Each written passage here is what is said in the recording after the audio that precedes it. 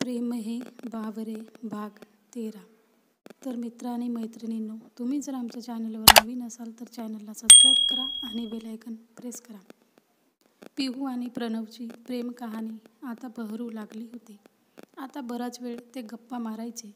किती बोलायचे हे त्यांनाच ठाऊक नसेल, पण सकाळी उठल्यापासून रात्री हातातून फोन खाली पडूपर्यंत यांचं बोलणं चालूच राहायचं. प्रणवला झोप खूपच प्रिय, त्यामुळे तो बोलता बोलता कधी झोपी जात असे हे त्यालाही कळत नसे.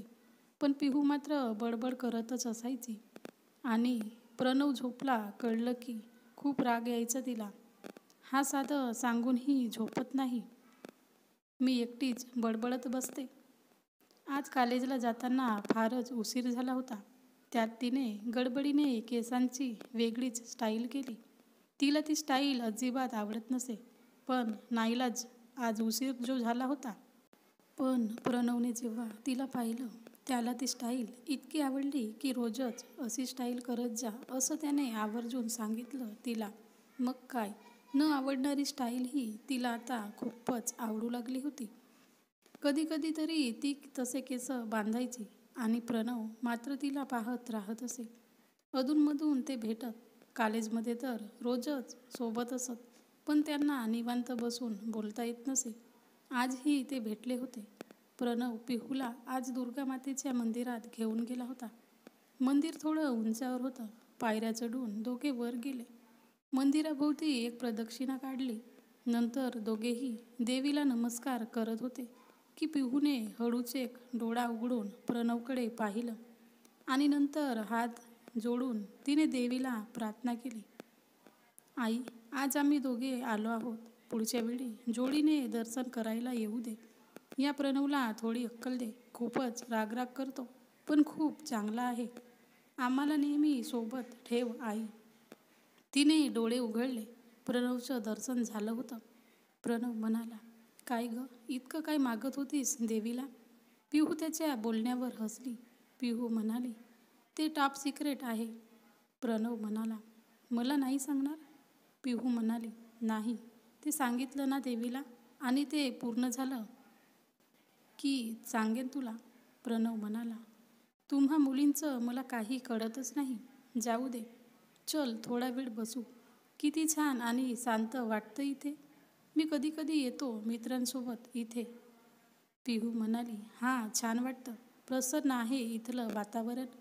दोघेही तिथेच बसले होते की एक मुंगी येऊन प्रणवच्या शर्टवर बसते. पिहू ते पाहते आणि हळूच तिला काढून हातात घेते. प्रणव ते पाहतो. पिहू म्हणाली, काय ग, त्याच्या शर्टवरती कशाला गेलीस? तो माझा प्रणव आहे, कळलं का? तू मुंगी असलीस तरी त्याच्याजवळ जायची तुला परवानगी नाही. असं म्हणून पिहू त्या मुंगीला लांब सोडते. पिहूला असं करताना पाहून प्रणव मात्र खूप हसत असतो आणि हळूच तुझा प्रणव काय म्हणून पिहूच्या हाताला एक चिमटा काढतो. पिहूला दुखतं. तशी पिहू म्हणाली, एकतर मी तुला मुंगीपासून वाचवलं आणि तू उलट मलाच चिमटा काढतोस. असं म्हणून पिहू रुसते. तर प्रणव म्हणतो, बरं सॉरी.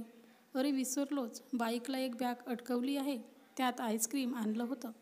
चल लवकर, नाहीतर आईस्क्रीमचं सरबत तयार होईल. आईस्क्रीमचं नाव काढलं तर पिहू लगेच खुश होऊन त्याच्या मागे जाते. पण ती हळूहळू चालत असते की प्रणव तिचा हात ओढून आपल्यासोबत यायला सांगतो व तिचा हात धरून एक एक पायरी चालू लागतो. पिहू तर खूपच खुश होते. बॅगमधून आईस्क्रीम काढून पहिलं तर ते अजूनही वितळलेलं नसतं. प्रणव एक तिला देतो व एक स्वतः घेतो. लवकर खा, नाहीतर वितळेल. पिहू लगेच खायला चालू करते, पण प्रणव मात्र आपला आईस्क्रीम उघडतो व पिहूच्या तोंडापुढे धरतो. पिहू म्हणाली, अरे मी काय दोन दोन खाऊ? तू खा ना तुझं.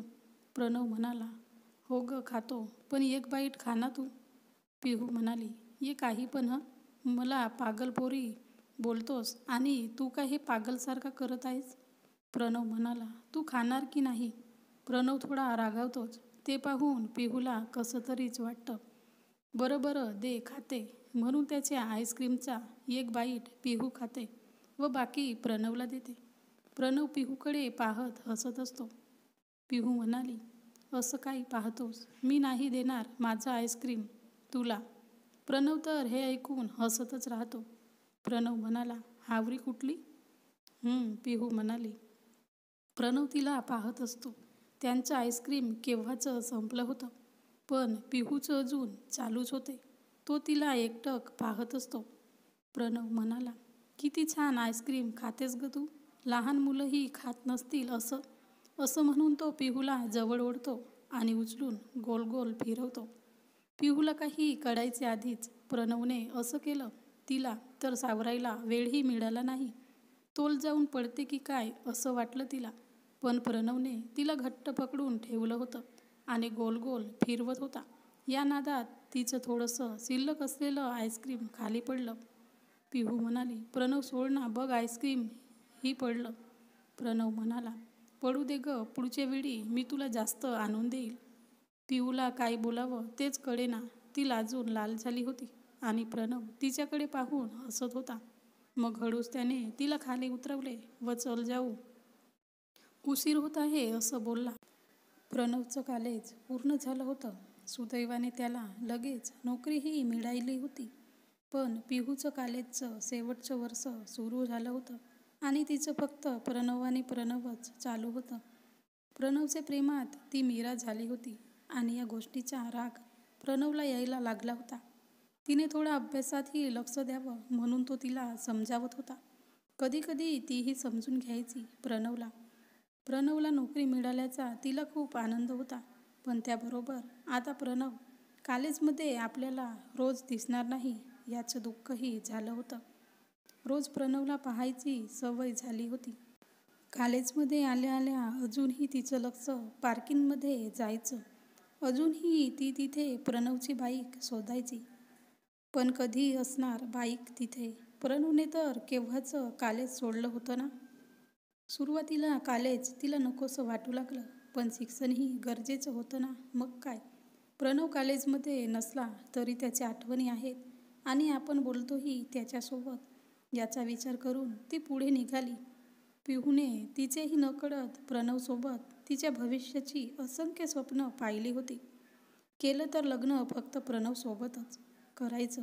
बाबांनी विरोध केला तरीही त्यांच्या मनाविरुद्धही जायचं प्रणवसाठी. प्रणवची खूप काळजी घ्यायची. त्याचा खडूसपण त्याच्यापासून दूर करून त्याला हसता खेळता प्रणव बनवायचं. प्रणववर इतकं प्रेम करायचं की प्रणवसाठी पिहू म्हणजेच सर्व काही होईल. पण प्रणवचे विचार अजून तरी लग्नापर्यंत पोहोचले नव्हते. तशात त्याने पिहूला बजावलंही होतं की जरी केलंच लग्न तर ते फक्त घरच्यांच्या परवानगीनेच करायचं, नाही तर अजिबात नाही. आता याला कोण सांगणार? माझे बाबा या जन्मात तरी परवानगी देणार नाहीत असा विचार पिहू करत असे. हे देवा, सर्व टेन्शन माझ्याच नशिबी लिहिलंच का असं म्हणून ती देवाला हात जोडत असे. प्रणवचा जॉब आणि पिहूचं कॉलेज यामुळे त्यांना भेटायला जमत नसे. पण बोलणं मात्र पूर्वीपेक्षा वाढलं होतं. एकदा सहजच पिहूने प्रणवला मेसेज केला, प्रणव समज आपलं लग्न झालं ना तर. प्रणवने मेसेज केलं, झालं का तुझं सारखं लग्न? तर पिहूने मेसेज केला, अरे मी नुसता समज बोललं ना. प्रणवने मेसेज करा, बरं बोल बाई. पिहू म्हणाली, तर आपलं लग्न झालं ना. मी रोज तुला तुझे आवडीचे पदार्थ बनवून घालणार. सकाळी सकाळी उठल्या उठल्या तुझा चेहरा पाहून दिवसाची सुरुवात करणार आणि तू ऑफिसला जाणार. तू परत आलास की मग आपण दोघे मिळून चहा पिणार. मग प्रणवही त्या कल्पनेत रमून बोलतो, तू किचनमध्ये काम करत असणार आणि मी पाठीमागून येऊन तुला पकडणार आणि तुझे केस ओढणार, गाल ओढणार. पिहू म्हणाली, ये काय रे, तू तेव्हा पण मला त्रास देणार? प्रणव म्हणाला, अगं त्रास नाही ग, प्रेमाने ओढणार ग. बरं पुढे सांग. पिहू म्हणाली, मग मी ना जेवताना रोज तुला स्वतःच्या हाताने चारणार. प्रणव म्हणाला, मग तर माझी मज्जा आहे, मीही तुला भरवणार मग. पिहू बोलतच राहते. प्रणव म्हणाला, बस बस झोप आता. ही पागल पोरगी तर मलाही पागल करेल. पिहू त्यावर त्याला एक सॉन्ग टाईप करून पाठवते. इस दीवाने लड़के को कोई समझा है, प्यार मोहब्बत से ना जाने क्यों ये घबराए. प्रणव ते गाणं ऐकून कितीतरी वेळ हसत राहतो. बरेच दिवस झाले होते प्रणव भेटला नव्हता आणि त्यांचं बोलणंही कमी झालं होतं. पण पिहूला ते सहन होत नव्हतं. ती सारखी प्रणवला मेसेज, फोन करत राहायची आणि त्याचा रिप्लाय नाही आला की चिडत रागवत असे. कधीकधी प्रणव तिच्या रुसवा दूर करत असे, पण कधीकधी रुसू दे म्हणून तसंच सोडून देत असे. मग शेवटी पिहूच आपला राग सोडून बोलत असे. आज बरेच दिवसांनी पिहू व प्रणव भेटणार होते. पिहू तर खूप खुश होती. प्रणवसाठी तिने एक अबोली रंगाचा शर्ट विकत घेतला होता. तो पाहिल्या पाहिल्याच हा शर्ट प्रणवला खूप छान दिसेल असा विचार तिने केला होता. दोघे बागेत भेटले. प्रणवनेही पिहूसाठी एक केसरी रंगाचा टाप आणला होता. पिहूलाही तो खूप आवडला आणि प्रणव तर शर्ट पाहून तिला ओरडलाच. कशाला आणलेस? तुला जाब लागला की मी करेन माझी सर्व शॉपिंग तुझ्या पैशांनी. यापुढे काही आणि नकोस म्हणून त्याने तो शर्ट घेतला. थोडा वेळ बोलत बसल्यानंतर प्रणवने पिहूचा हात हातात घेतला व बोलू लागला. तुला माहीत आहे का मला तुझ्यात सर्वात जास्त काय आवडतं? पिहू म्हणाली. काय रे? प्रणवने तिचा हात हातात घेऊन तिच्या डोळ्यात डोळे घालून पाहिलं. पिहू लाजली. प्रणव म्हणाला, तुझे हे डोळे. पिहू म्हणाली, का? डोळेच का? प्रणव म्हणाला, कारण मी जेव्हा पण या डोळ्यात पाहतो मला या डोळ्यात मीच दिसतो. पिहू म्हणाली, तूच आहेस तर तूच दिसशील ना? प्रणव म्हणाला, हो, पण एकदा नितीन दिसला होता यात. पिहूचा चेहराच पडला. तिने आपला हात प्रणवच्या हातातून काढून घेतला. पिहू म्हणाली, कोण नितीन? मी नाही ओळखत आणि मी तुला सोडून कोणाला पाहिलं नाही आणि पाहणारही नाही. प्रणवला कळलं तिचा चेहरा उतरला. बरं सॉरी. प्रणवने पिहूकडे पाहून एक छानसं गाणं म्हटलं. जादू ए नशा है मदहोशिया है तुझको भूल के अब जाऊँ कहाँ देखती है जिस तरह से तेरी नजरें मैं खुद को छुपाऊँ कहाँ. पिहू गाणं ऐकून खुश झाली. प्रणव तिला चल जाऊ बोलला, पण ती अजून थोडा वेळ थांबू अशी बोलू लागली. बरं चल, तिथे एक मंदिर आहे तिथे जाऊन दर्शन घेऊन मग जाऊ असं तो बोलला. पिहू तर विचार करू लागली. बहुतेक शहरातल्या सर्व मंदिराचं दर्शन मला प्रणव करायला लावणार आहे. पाहावं तेव्हा मंदिरातच घेऊन जातो. प्रणव म्हणाला, अगं काय विचार करतेस? चल ना लवकर. पिहू म्हणाली, हो हो. इतक्यात पाऊस सुरू झाला. दोघेही थोडे भिजले. तसा प्रणव तिच्यावर ओरडला. तुला सांगत होतो ना जाऊ म्हणून. आला ना पाऊस, भिजलो ना. तुला कोणत्याच गोष्टीचं गांभीर्य नाही. पिहू तर शॉकच झाली. हा परत चिडला. किती दिवसातून भेटलो होतो. थोडा वेळ जास्त थांबावं वाटलं तर काय चूक होती? पावसातही तिच्या डोळ्यात पाणी तरळलं आणि प्रणवला ते दिसलं. प्रणव म्हणाला, आता रडू नकोस. हे असलं इमोशनल होणं मला अजिबात आवडत नाही. पिहू एकही शब्द बोलली नाही. मग तो जरा शांत झाला. पिहू रुमालाने आपला ओला झालेला चेहरा पुसत होती. प्रणव म्हणाला, आता एकटीचाच पुसणार आहेस का? माझेही हात ओले झाले आहेत, पुस. असं म्हणून त्याने त्याचे हात जाणून पुढे केले. तिनेही रुमालाने ते पुसले. उगाच भेटीचा आनंद मावळायला नको म्हणून ती हसली. पाऊस कमी झाल्यावर मंदिरात जाऊन त्यांनी दर्शन घेतलं आणि मग घरी निघून गेले. तर मित्रांनी मैत्रिणींनो, हा भाग कसा वाटला कमेंटमध्ये सांगा आणि सबस्क्राईब करा.